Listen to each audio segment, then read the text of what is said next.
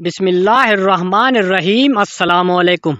ایک دفعہ رسول اللہ صلی اللہ علیہ وسلم صحابہ کرام رضی اللہ عنہ کے ساتھ جھرمٹ میں جلوہ افروز تھے۔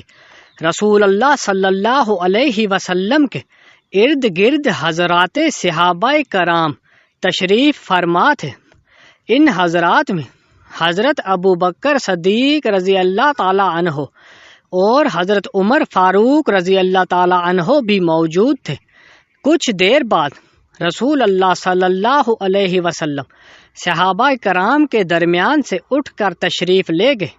جب آپ صلی اللہ علیہ وسلم کافی دیر گزرنے کے بعد بھی واپس محفل میں تشریف نہ لائے تو صحابہ کرام رضی اللہ عنہ خوف زدہ ہوئے کہ کہیں ہم سے علیحدہ ہو کر آن حضرت صلی اللہ علیہ وسلم کو کوئی ایذا نہ پہنچا دے، یعنی ان کی عدم موجودگی میں کسی دشمن کی طرف سے آپ کو کوئی گزند نہ پہنچ جائے۔ اس خیال سے صحابہ کرام سخت مضطرب اور متفکر ہو گئے اور آپ کو ڈھونڈنے کے لیے نکل کھڑے ہوئے۔ سب سے پہلے گھبراہٹ کے عالم میں حضرت ابو ہریرہ رضی اللہ عنہ اٹھے اور رسول اللہ صلی اللہ علیہ وسلم کی تلاش میں روانہ ہو گئے۔ حضرت ابو ہریرہ رضی اللہ عنہ چلتے چلتے انصار کے خاندان بنو نجار کے ایک باغ کے پاس پہنچے۔ وہ باغ ایک چار دیواری سے گھرا ہوا تھا۔ آپ نے باغ کے چاروں طرف چکر لگایا تاکہ باغ کے اندر جانے کے لیے کوئی راستہ یا دروازہ مل جائے، لیکن کافی تلاش کرنے کے بعد بھی راستہ نہ ملا۔ آخر آپ کو پانی کی ایک گولی نالی چھوٹی سی نہر نظر آئی جو باہر کے ایک کنویں سے باغ کے اندر جاتی تھی۔ آپ سمٹ کر اور سکڑ کر اس نالی کے شگاف سے باغ کے اندر داخل ہو کر رسول اللہ صلی اللہ علیہ وسلم کی خدمت میں حاضر ہو گئے۔ آن حضرت صلی اللہ علیہ وسلم نے حضرت ابو ہریرہ کو دیکھا تو فرمایا، ابو ہریرہ، آپ نے عرض کیا، جی ہاں یا رسول اللہ، میں ہی ہوں۔ آپ نے فرمایا، تم کیسے آئے ہو؟ انہوں نے عرض کیا، یا رسول اللہ صلی اللہ علیہ وسلم، آپ ہمارے درمیان تشریف رکھے ہوئے تھے، پھر اٹھ کر چلے گئے، اور جب دیر تک آپ تشریف نہ لائے تو ہمیں ڈر ہوا کہ مبادا ہم سے علیحدہ دیکھ کر آپ صلی اللہ علیہ وسلم کو کوئی تکلیف نہ پہنچائے۔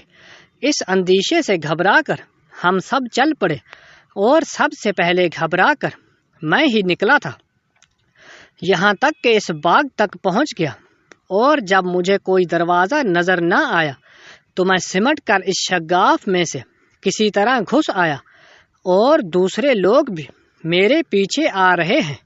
حضور صلی اللہ علیہ وسلم نے اپنے نالین یعنی کہ جوتے مبارک حضرت ابو ہریرہ رضی اللہ عنہ کو عطا فرمائے اور ارشاد فرمایا، اے ابو ہریرہ، میرے جوتے لے جاؤ، اور اس باغ سے نکل کر جو آدمی بھی تمہیں ایسا ملے جو دل کے پورے یقین کے ساتھ لا الہ الا اللہ کی شہادت دیتا ہو، اس کو جنت کی بشارت دے دو۔ چنانچہ حضرت ابو ہریرہ رضی اللہ عنہ آپ کے نالین مبارک اور عظیم بشارت کو لیے وہاں سے نکلے، اور اس ارادے کے ساتھ کہ ہر ملنے والے کو یہ عظیم خوشخبری سناؤں گا۔ چنانچہ سب سے پہلے آپ کی ملاقات سیدنا عمر فاروق رضی اللہ عنہ سے ہوئی۔ حضرت عمر نے ان سے پوچھا کہ تمہارے ہاتھ میں یہ جوتے کیسے ہیں؟ حضرت ابو ہریرہ رضی اللہ عنہ نے عرض کیا کہ یہ رسول اللہ صلی اللہ علیہ وسلم کے نالین مبارک ہیں، اور آپ نے مجھے یہ دے کر بھیجا ہے کہ جو کوئی بھی صدقے دل سے لا الہ الا اللہ کی شہادت دینے والا مجھے ملے، اس کو جنت کی بشارت اور خوشخبری سنا دوں۔ یہ خبر سن کر حضرت عمر رضی اللہ عنہ نے حضرت ابو ہریرہ رضی اللہ عنہ کے سینے پر ہاتھ مارا، جس سے وہ سرین کے بل گر پڑے، اور ان سے فرمایا، واپس چلو۔ حضرت ابو ہریرہ رضی اللہ عنہ روتے ہوئے رسول اکرم صلی اللہ علیہ وسلم کے پاس واپس چلے گئے، اور سیدنا عمر فاروق رضی اللہ عنہ بھی آپ کے پیچھے پیچھے تشریف لے گئے۔ رسول اکرم صلی اللہ علیہ وسلم نے حضرت ابو ہریرہ کو اس حالت میں دیکھا تو پوچھا، ابو ہریرہ، تمہیں کیا ہوا؟ عرض کیا، عمر رضی اللہ عنہ مجھے راستے میں ملے تھے اور آپ نے جو پیغام دے کر مجھے بھیجا تھا میں نے انہیں بتایا تو انہوں نے میرے سینے پر ایک ایسا ہاتھ دے مارا کہ میں اپنی سرین کے بل گر پڑا اور مجھ سے کہا کہ چلو واپس چلو۔ رسول اللہ صلی اللہ علیہ وسلم نے عمر رضی اللہ عنہ کو مخاطب ہو کر فرمایا، اے عمر، تم نے ایسا کیوں کیا؟ انہوں نے فرمایا، یا رسول اللہ صلی اللہ علیہ وسلم، میرے ماں باپ بھی آپ پر قربان ہوں۔ کیا آپ نے ابو ہریرہ رضی اللہ عنہ کو اپنے نالین دے کر اس لیے بھیجا تھا کہ جو کوئی دل کے یقین کے ساتھ لا الہ الا اللہ کی شہادت دینے والا اس کو ملے وہ اس کو جنت کی بشارت دے؟ آپ صلی اللہ علیہ وسلم نے فرمایا، ہاں، میں نے ہی یہ کہہ کر بھیجا تھا۔